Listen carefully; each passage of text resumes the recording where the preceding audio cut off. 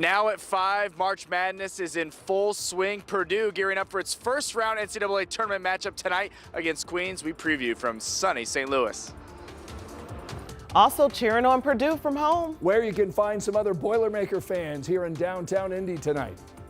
Everyone a fan of the weather today and cheering on 70s and 80s. I'll have a warm weekend forecast. It's springtime, and whether we like it or not, that means construction season, it's coming. I'm Ashton Hackman. I'll explain some of the potential impacts it could have as Final Four weekend approaches. Thanks for joining us tonight at 5. I'm Felicia Lawrence alongside Scott Swan, who's in for Anne Marie. And we are about 2.5 hours away now from Purdue's first round game in the NCAA tournament. We've got live team coverage for you on this Friday. Brandon Schaff is finding the spots where you can watch tonight's game with some other Boilermaker fans. So let's start with Dom. He's live in St. Louis with a look ahead to the matchup with Queens. It is a picture-perfect day here in St. Louis. Yes, Dan was my former name.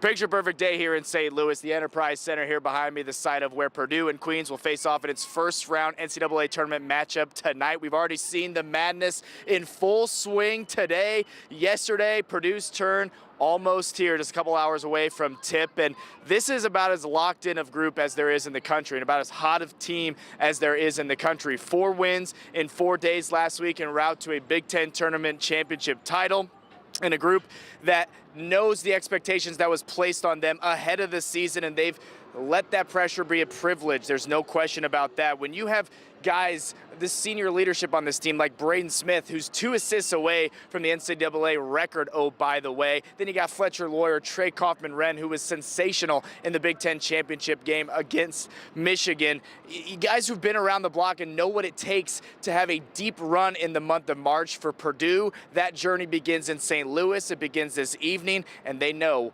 exactly what they're going to have to do. I think there's pressure in the sense that, our whole year we've tried to put ourselves in position to win a national championship.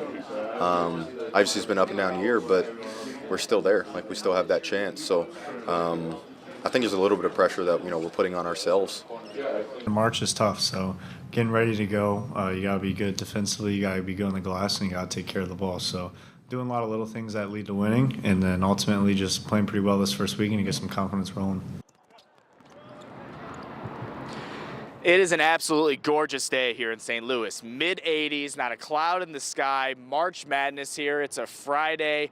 I mean, if you're not working today, if you got off work early, this is exactly the place you want to be. You see fans starting to trickle in and out of Enterprise Center here in downtown St. Louis. Iowa State, Tennessee State just wrapping up, and then it's the night session, and that really kicks off with Purdue and Queens, 7:30 p.m. Eastern Time tip, and we'll see if the Purdue can advance in the NCAA tournament. They will play the winner of Miami and Missouri should they win and advance. But it starts here with Queens tonight. We'll have more of a preview coming up for you at 6, and we'll talk to some Boiler fans who made the trip. It's only a 3.5-hour trip from Indianapolis, so it's going to be a pseudo-home game here for Purdue. That's what we're looking out for here tonight. Much more coverage for you on Channel 13.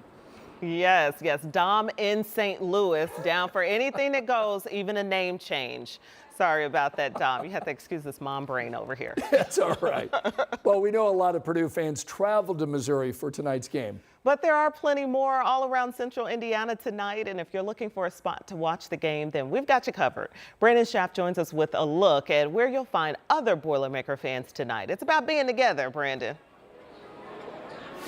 Yeah, good evening, Felicia and Scott. That's exactly right. Fans coming together at places like this, Tom's Watch Bar here on South Illinois Street in downtown Indy, one of several locations where we've seen fans filling in, watching the earlier games on the TVs here. And we also went to other locations around downtown too, like the District Tap.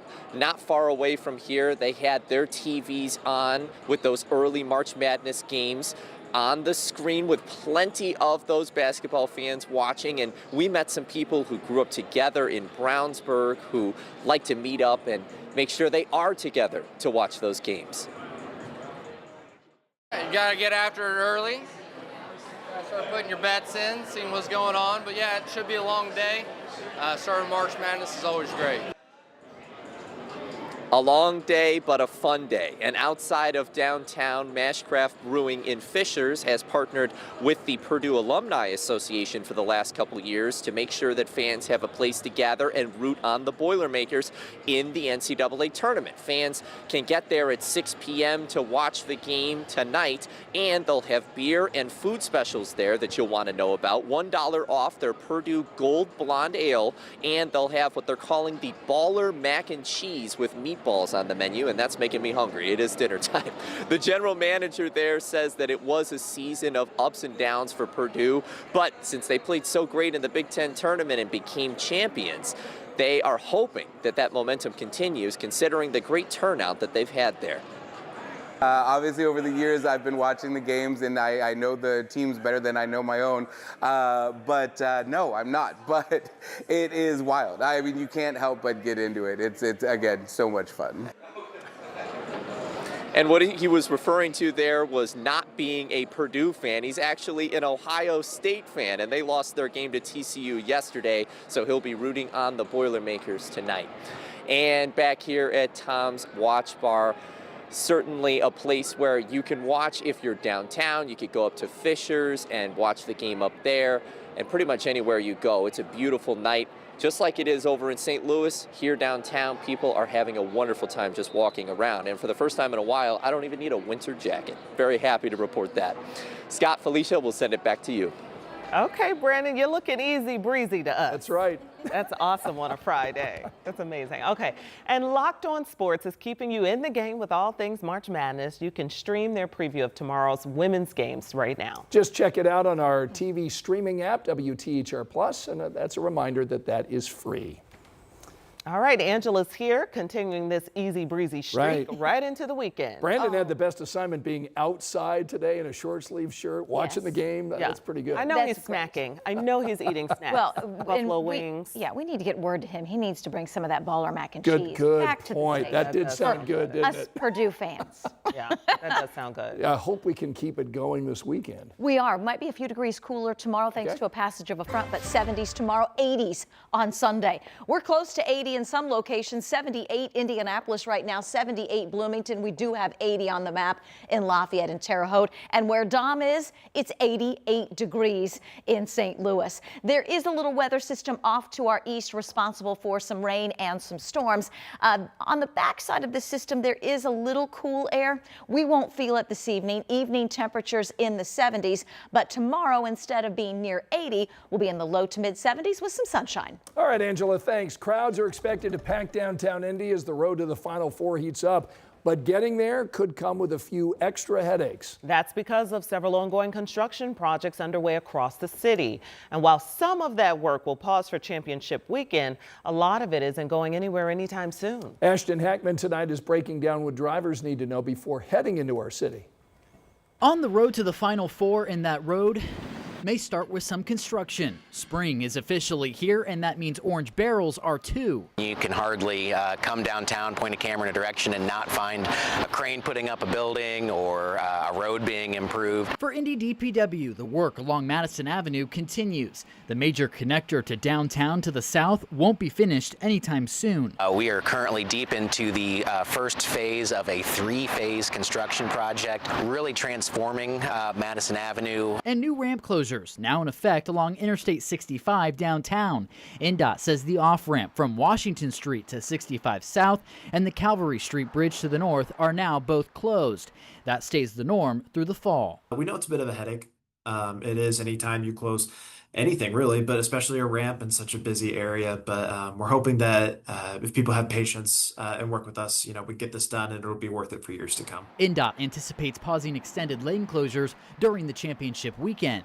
And downtown, where the action will be centered, work is wrapping up along Georgia Street. Ultimately, Georgia Street will be a park and promenade We are pausing that construction right now to give the Final Four and their broadcast partners and activation partners sort of a blank slate to produce this amazing activation that they call Tip-Off Tailgate. INDOT and DPW urging drivers coming to downtown to have patience as work continues. It's not going to be forever, even though it may feel like that sometimes. We promise we'll get it done. It'll be better. It'll be worth it in the end. In Indianapolis, Ashton Hackman, 13 News. We want to let you know that work will also continue along Washington Street. That's where Indigo is expanding the Blue Line. Right now, there are closures at Southeastern. Tonight, a note of gratitude from the widow of Captain Seth Kovville, a Mooresville native, who died in a refueling plane crash in the Middle East. Captain Kovville's wife, Heather, shared this update on social media with pictures of their family. She wrote, quote, "It's hard to put into words the gratitude we feel at how deeply so many have been moved by Seth's life and sacrifice. To us, he was our world, and now the world will never forget him." The post followed the dignified transfer of Captain Kovville's remains earlier this week. Heather also wrote they're waiting for details on when they can bring him home to Ohio. That's where he joined the Air National Guard in 2017 after several years serving in Indiana. An IU student and a recent graduate are dead after a crash in Miami Beach. A 42-year-old man is under arrest tonight and facing several charges, including leaving the scene of a crash where someone died. We've got Emily Longnecker in studio. She's got the latest for us. Well, hi, folks. According to police, the man under arrest for the crash told them that he was trying to crash his car and take his own life, except for after he crashed into the two victims, he kept on driving. This is the moment Wednesday night when Miami Beach police arrested 42-year-old Aiden Negron Morris. Witnesses say he was behind the wheel of a black Nissan and speeding, driving without his headlights when he hit a man and woman crossing a Miami Beach intersection. Hear big boom, thinking it's a car crash, sir. It's not. This man was inside a nearby Airbnb when he heard the crash and came outside to see what happened. Crying because I'm a father. I'm now a father, and it's sad because I know people are out here spring breaking. Police say the man and woman who were hit later died at an area hospital. Indiana University confirms one of them, Great Gama and Lawantana Aspaya, recently graduated from IU in 2024. His place of employment, Bank of America, issued a statement which said, quote, "We are deeply saddened by the sudden loss of our teammate. Our thoughts are with his family, and we are supporting them and our teammates during this difficult time." The second victim, according to Indiana University, was a current IU student. Police have identified her as Sarissa Kangduang. Her resume posted online shows she was a sophomore at IU and was studying finance. Witnesses told police after the crash the driver kept going. Police say Negron Morris pulled over down the street and tried to run into a Walgreens to hide, but bystanders stopped him so he couldn't get away.